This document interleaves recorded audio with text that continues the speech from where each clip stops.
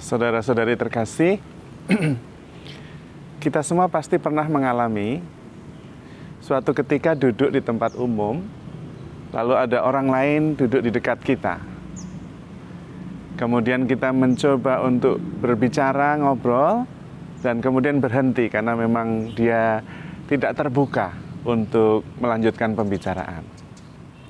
Atau suatu ketika kita yang datang ke tempat umum, duduk di dekat seseorang, dan kita merasa tidak nyaman, ingin segera pergi. Atau sebaliknya, kita duduk di tempat umum dan orang datang, dan tiba-tiba saja kita bisa ngobrol dengan santai, dengan nyaman. Mengapa bisa begitu? Ternyata rasa percaya, penerimaan, keterbukaan itu memancarkan energi yang kita tangkap dan kemudian kita bereaksi sesuai. Kalau kita tidak diterima, kita juga merasa. Kalau dia tidak terbuka, kita juga merasa. Bahkan tanpa berbicara. Karena memang ada energi yang terpancar, entah energi penerimaan atau energi penolakan. Kita juga merasa nyaman dekat-dekat ngobrol-ngobrol dengan orang-orang yang punya relasi bagus dengan kita.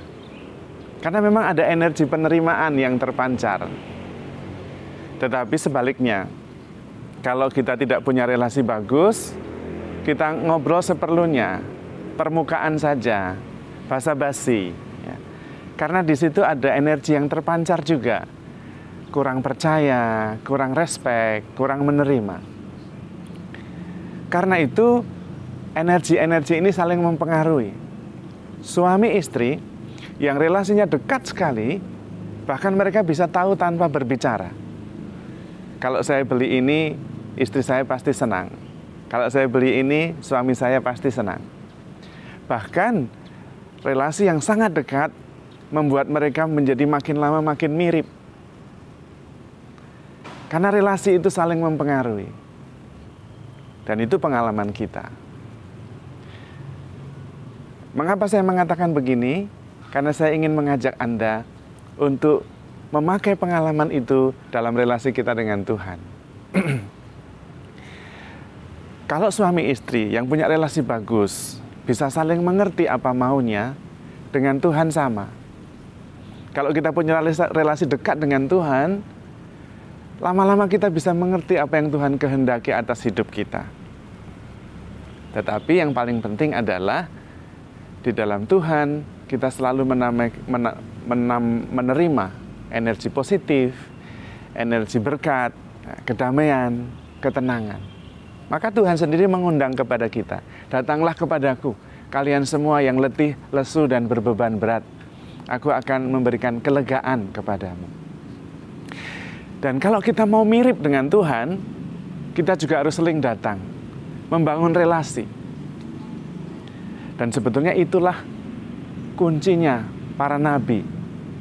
Mengapa para nabi bisa bernubuat untuk umat Tuhan dan tepat? Kuncinya karena relasi. Relasinya dua arah. Dekat dengan Tuhan sehingga dia bisa mengerti apa isi hati Tuhan, kehendaknya terhadap umatnya, dan dia dekat dengan umat sehingga dia bisa mengerti apa yang dikehendaki umatnya, penderitaan umatnya. Dan nabi ini akan membawa dalam doa-doanya dengan Tuhan dan dipertemukan dalam relasi mereka.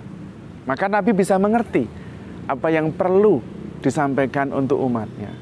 Itulah nabi yang benar, yaitu yang dekat dengan umatnya sehingga bisa mengerti keinginannya, dan dekat dengan Tuhan sehingga mengerti apa yang ada di isi hati Tuhan, terutama untuk umatnya.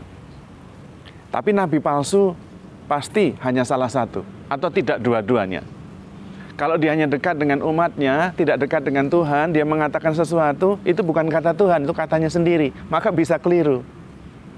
Atau hanya dekat dengan Tuhan, tapi tidak dekat dengan umat. Dia tidak mengerti penderitaan, keprihatinan umatnya, sehingga yang disampaikan tidak tepat. Maka kita perlu untuk dekat dengan Tuhan. Kalau kita sering membangun relasi dengan Tuhan, lama-lama kita bisa mengerti apa kehendak Tuhan atas hidup kita. Dan kita juga lama-lama mirip dengan Tuhan. Karena Tuhan memancarkan energi positif. Dan kalau kita punya relasi yang bagus dengan Tuhan, lama-lama energi kita cocok.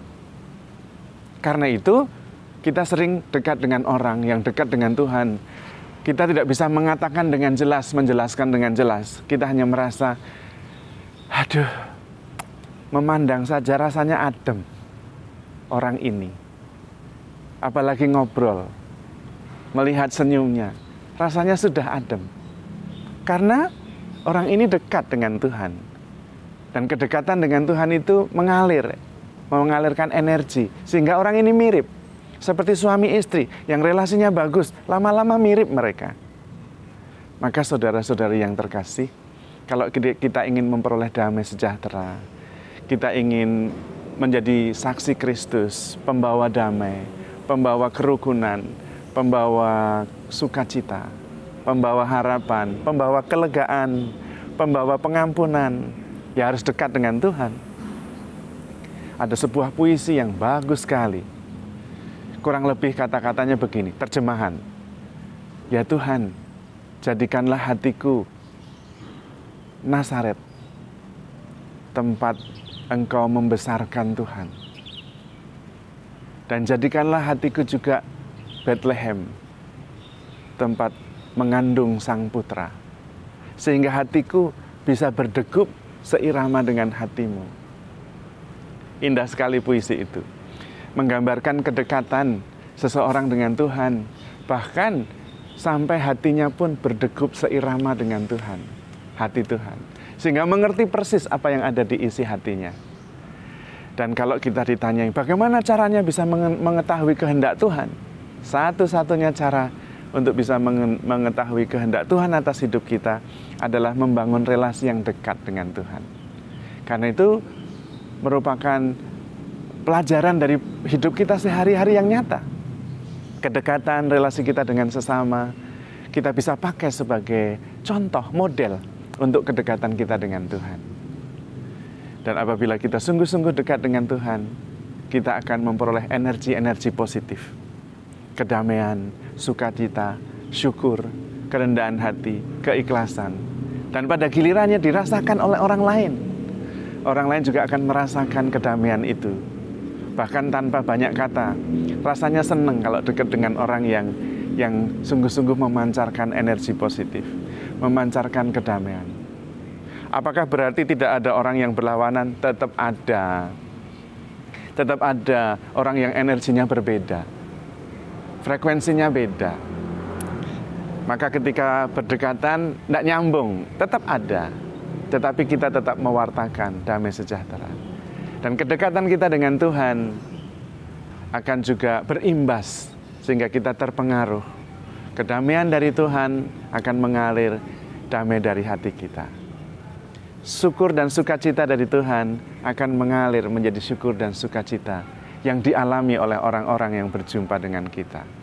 Maka menjadi saksi Kristus tidak lain, jalannya hanya satu, harus membangun relasi yang dekat dengan Tuhan. Sehingga kita bisa memancarkan energi positif Kristus sendiri. Rahmat yang mengalir dari Tuhan sendiri. Dan dengan demikian orang mengenal Kristus. Bukan pertama-tama dari kata-kata kita. Tetapi dari cara kita bertindak, cara kita bereaksi, cara kita menanggapi sesuatu, cara kita menilai, cara kita mengambil keputusan. Sekali lagi, relasi menjadi sangat penting. Tidak ada shortcut, tidak ada jalan pintas. Kita bangun relasi kita yang dekat dengan Tuhan, supaya kita juga bisa membangun relasi dekat dengan sesama. Dan kita bisa membawa dan memancarkan energi ilahi melalui hidup kita. Dan itu menjadi kesaksian, itu menjadi berkat bagi saudara-saudari kita. Tetapi juga menjadi kebahagiaan bagi hidup kita. Tuhan memberkati.